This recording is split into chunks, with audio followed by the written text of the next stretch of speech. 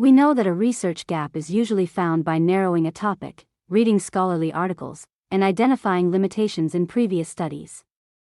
But in English literature, this is not enough. Literary research is more interpretive, so gaps often appear in ideas, language patterns, silence, and even in the way texts are framed. Instead of only looking at what scholars have already said, we can also look at how texts behave, how readers interpret them, and what details are usually ignored. Different methods can help us see the gap from different angles. Tracking the change of a single idea across texts, concept evolution method. Many students fail at this stage because they choose large topics like identity, feminism, or modernism, which are already heavily researched. Instead, the goal is to isolate one small idea, like time, silence, memory, space, voice, or madness, and trace how it changes across different works by the same author. First, choose an author with multiple major works. For example, Virginia Woolf, Jane Austen, Charles Dickens, or Shakespeare, 4 plays. Then pick 2 texts by the same author so comparison becomes easier and academically valid. For example, Virginia Woolf, Mrs. Dalloway to the Lighthouse, Jane Austen, Pride and Prejudice Mansfield Park, Charles Dickens, Great Expectations Bleak House. Now, instead of choosing a big theme, you need to identify a small repeated concept inside both texts. If you struggle to find one, you can use ChatGPT as a brainstorming tool. For example, you can prompt, "What micro-level ideas appear in both Mrs. Dalloway and To the Lighthouse?" This helps you quickly discover possible comparison points. After selecting one concept, go back to both texts and ask, "How is this idea shown in text 1? How is it shown differently in text 2? Does it change meaning, intensity, or function?" Then check research papers. If scholars only discuss general themes but not your selected concept, you likely have a gap. You can see above linked video to learn how to read research papers with AI tools. For example, in Virginia Woolf's Mrs. Dalloway and To the Lighthouse, most current research focuses on stream of consciousness writing, feminism, and modernist narrative structure. These areas are already widely studied and repeated in academic work. However, if we narrow the focus to the concept of time, a more specific gap appears. In Mrs. Dalloway, time is presented as structured and controlling. It is marked by Big Ben, clocks, and social routines that constantly regulate human behavior. Characters feel pressured by time, and their actions move within a fixed daily schedule. In the Lighthouse, time functions very differently. Especially in the time passes section, time becomes fragmented, silent, and almost independent of human experience.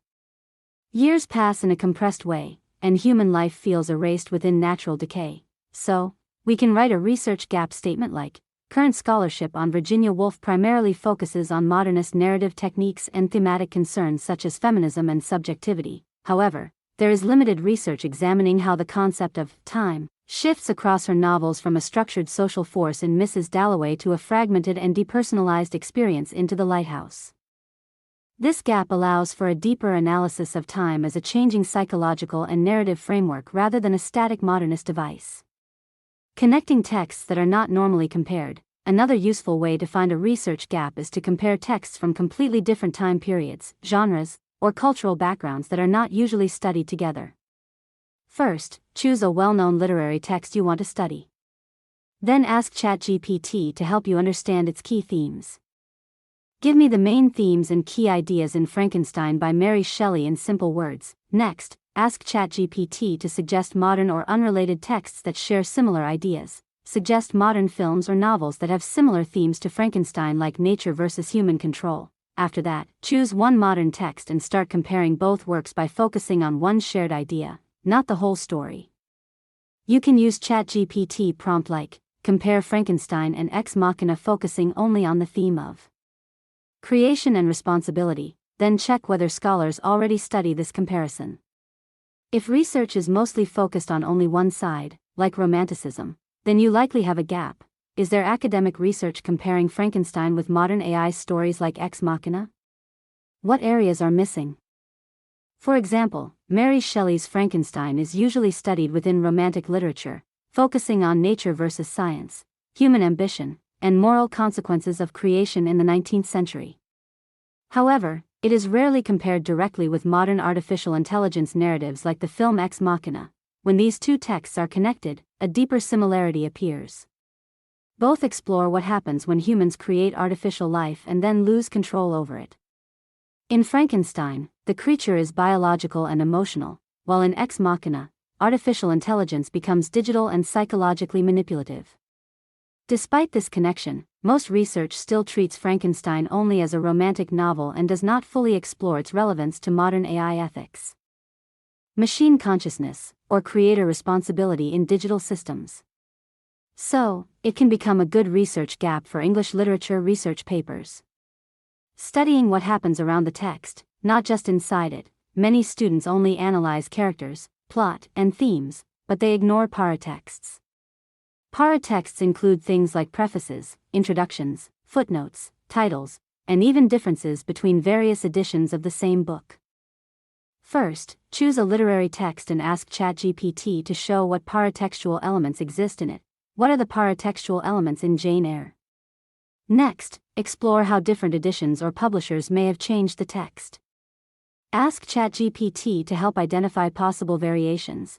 Do different editions of Jane Eyre show changes in punctuation, chapter structure, or wording? Then focus on one specific paratext element and think how it changes meaning in the story. How does the preface or editorial framing in Jane Eyre influence how readers understand Jane's character? Finally, check if scholars have already studied this angle deeply or if it is mostly ignored. What do literary critics say about paratexts in Jane Eyre? And what areas are not well researched?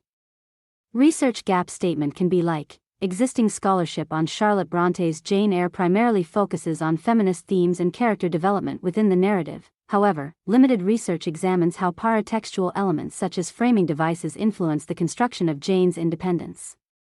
This creates a gap in understanding how meaning is shaped not only by the text itself but also by the surrounding material and publishing history. Other methods. I hope you got the idea about how to find research gaps.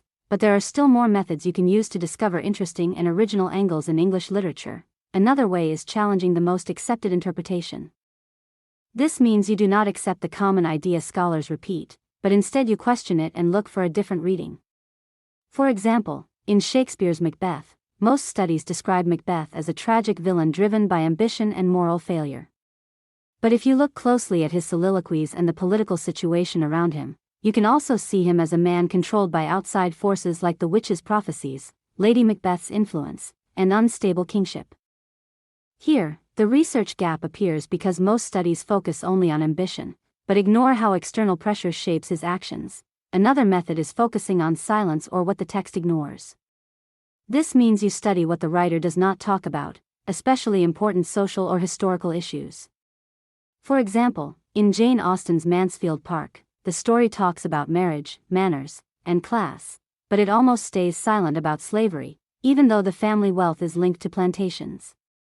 Most research focuses on morality and society, but a gap appears in understanding why colonial slavery is missing from the narrative and what that silence means. Another method is comparing characters or ideas that are usually not compared inside the same text.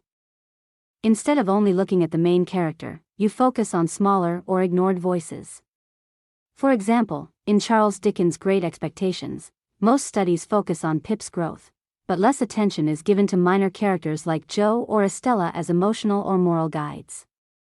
A gap appears when you explore how these side characters shape Pip's identity in ways that are often overlooked in criticism. So, identifying a research gap in English literature is not only about reading articles and finding limitations. It is about using different lenses, tracking ideas across texts, comparing unexpected works, analyzing silence, challenging accepted interpretations, and even studying the parts of a book that most people ignore. Each method helps you discover a different kind of gap, and that is where original research begins.